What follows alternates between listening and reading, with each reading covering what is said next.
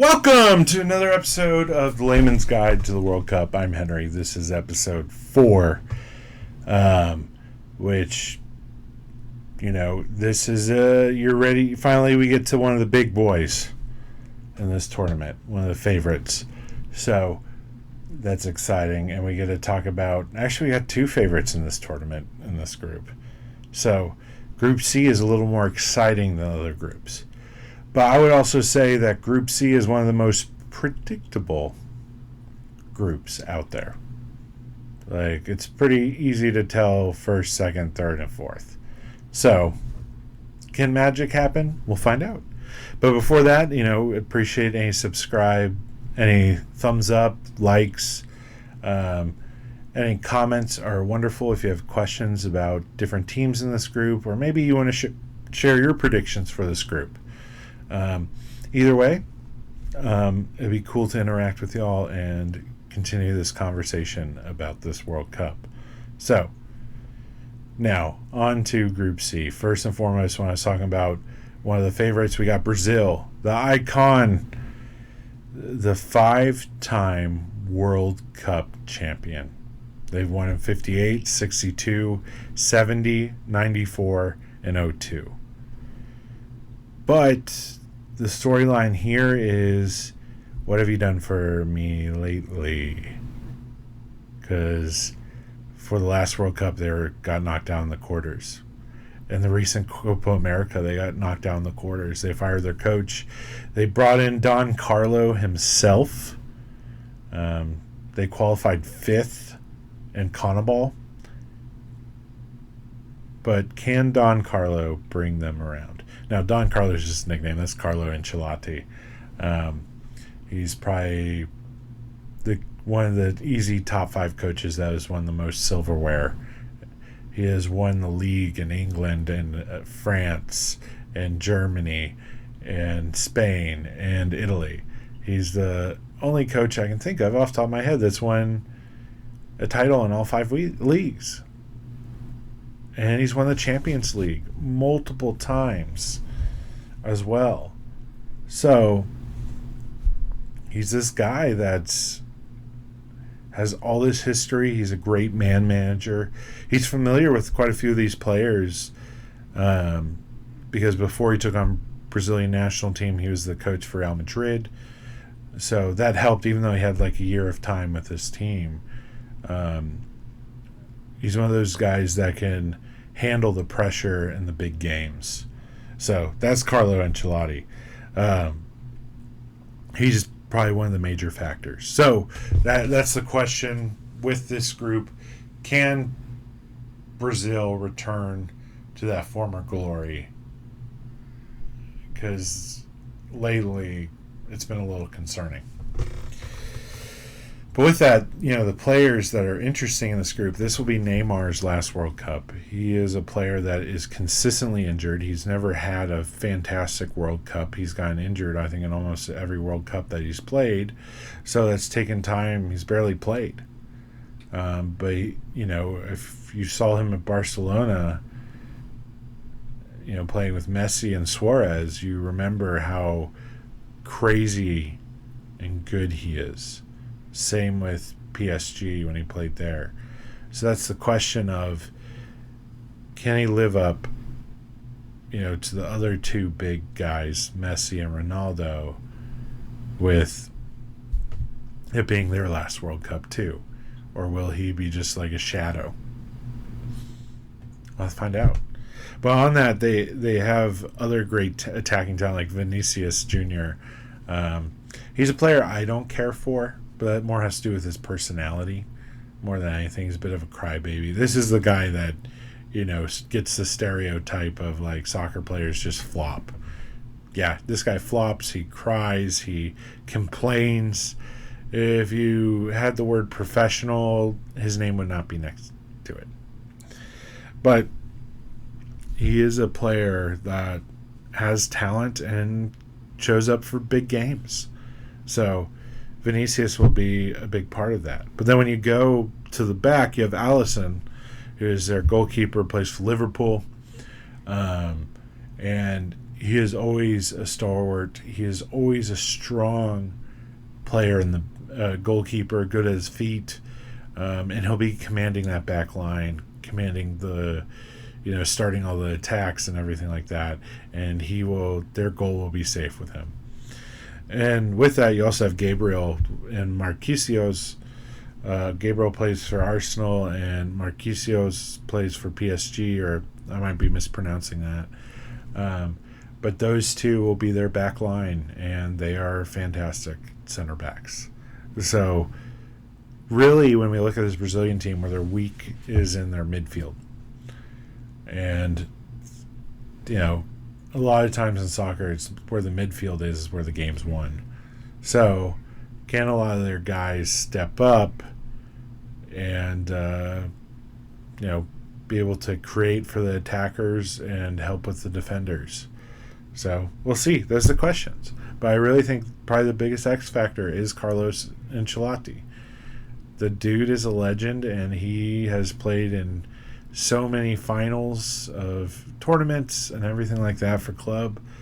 And he did that as a player as well. He was considered a great player as well. So the man knows how to deal with this kind of situation. So will that translate over with Brazil? For them, failure, I think, at this point, is the quarterfinals. I think the Brazilian people are kind of fed up with their national team underachieving. So if they don't get to the quarterfinals, that's considered a failure.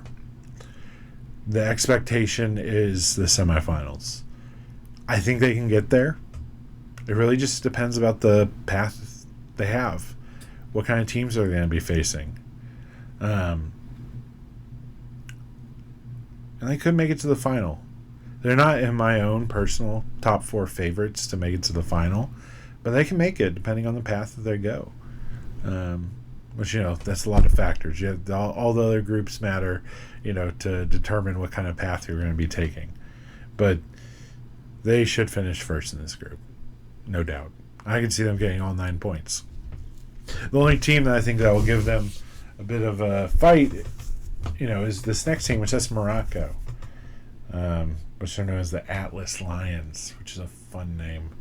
But Morocco's got a lot to prove too, just as much as Brazil, because they made it to 4th place in the last World Cup. They were the first African team to ever make it to the semifinal of a World Cup, which is a big deal. And so, can they continue on that magic? The other thing is, with AFCON, there was so much corruption. It was hosted in Morocco. There's a lot of corruption and everything, especially in the final against Senegal, where they won by forfeit or some other shenanigans, when really Senegal's the true champions of Africa. You heard that here first. So, can Morocco get past? They made 4th place in the last World Cup, and then ever since then, there's kind of been this corruption and favoritism. So, are they the real deal? That'll be their question as we head to this. And World Cup qualifying, they also had a perfect group. So that means they won all 8 of their games and got maximum points to move on. Now, the big 3 players, you got probably the best, or easy conversation, top 3 best right backs currently in the world, with Hakimi. PSG, the team he's on, they just won back-to-back Champions Leagues, which is a big deal. It's hard to do, and he's a big part of that. He's a big attacking threat coming back from the back forward, but the man can also defend as well. So he'll be an important part of this team, along with Brahim Diaz, who plays for Real Madrid, in their attack. So he'll be an important factor of kind of controlling the tempo of the attack. And then you have kind of an old faithful for them. That's Yassine Benano, plays for Al Hilal in the Saudi League, but he's their goalkeeper, and he had a really good World Cup last time. So can he continue on that magic? That's really the question. And I think Morocco has such high expectations for themselves that not making to the round of 16 is a failure. So they'll probably get second in this group. They will give Brazil a fight, but I think success is quarters at least for them. Where do I think likely? I think actually just how good a lot of teams are right now. And I really think round of 16. I think I'm a hater on Morocco, but I really think round of 16 is probably the likely spot for them in this tournament. Next up, we got Haiti. The red and blue. The last time they were at a World Cup was in 1974, where they were grouped. And the last Gold Cup they were grouped. But here's the thing: with the World Cup qualifying, they won their group. But they're definitely a team that's just happy to be here. They're a small island nation, considered one of the poorest nations in the world. But this is something that their whole country's getting behind and celebrating. Can a little magic happen? Their big three players are Fratzi Piret, plays for Sakır Rezapor, which is in the Turkish league. He's their striker. He'll be making a lot of the magic happen. They also have Duncan Nazan, which he plays in Esteghlal in Iran, which is a weird place for a Haitian player to be playing in Iran. It's weird. And they also have Johnny Placid for Bastia in France in their defense. So they have okay players. I just think with them, they're just happy to be here. I think they're going to get grouped. Third place would be cool for them. I think that would be a massive success. And if that third place makes it to a round of 32, big success. But honestly, they're getting grouped, in my opinion. They're not going to make it more than that. So that's my opinion on Haiti. Next up, we got Scotland, the Tartan Army. Their best performance at a World Cup is the group stage. They've never done better. And it's almost been 30 years since they've been to the World Cup. In 1998 was the last time they were at a World Cup in France. So the Scottish people are excited. This is their team. And they're in my opinion, one of the vibe teams of the World Cup. Their fans are going to be rowdy and crazy and exciting. So just watching Scotland games is going to be a lot of fun just from that angle. And can that translate? Can that translate to what's on the field? We'll have to find out. Because at the Euros 24, they're grouped.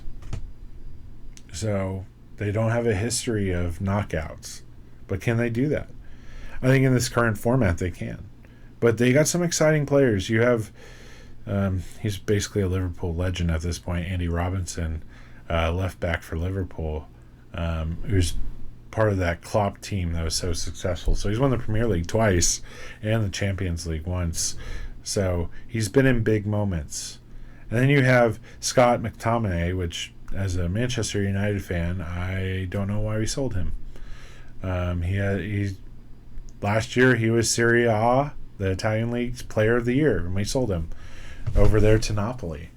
And he's a center mid, and him with his partner John McGinn, they're going to be tearing it up. They're the people to beat. I think they will give fight to Morocco. They will give fight to Brazil. So that's a question. Can they make it more than that? I think a failure is being grouped because in this format, I think they can move on. They will probably be the third place team in this group unless, McGinn and McTominay have a fantastic World Cup. They can make it second in this group. it really just depends between them and Morocco. And I think they can make it to the round of 32. I think with the right opponent, they can make it to the round of 16.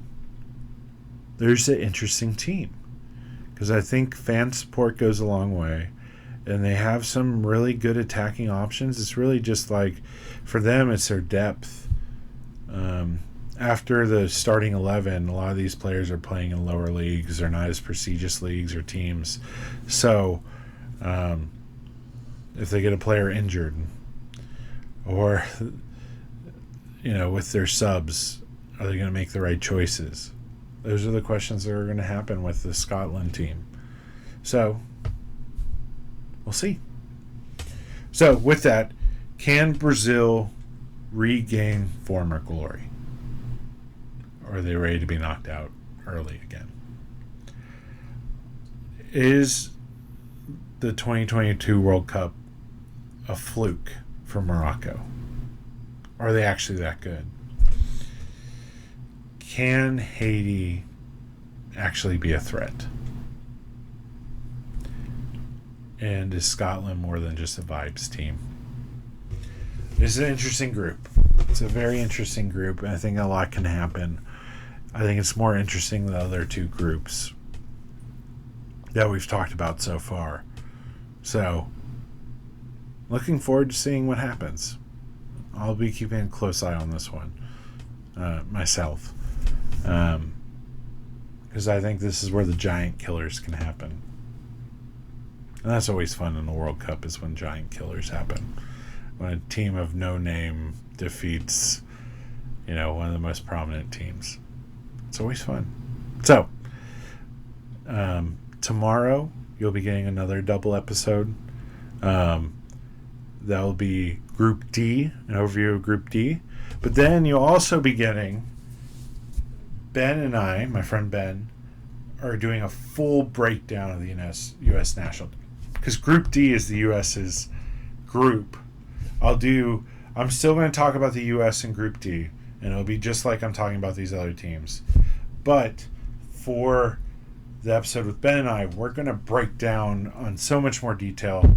It'll probably be a 40-minute to an hour episode, because I imagine for you at home, that's who you care about most if you're watching this, because I'm American in Houston and you're probably one of my friends. So you're probably rooting for the U.S. as well. So hopefully we can bring a lot of clarity so you know the players, you know the tactics, and what's the expectation there. So with that, I look forward to seeing you tomorrow.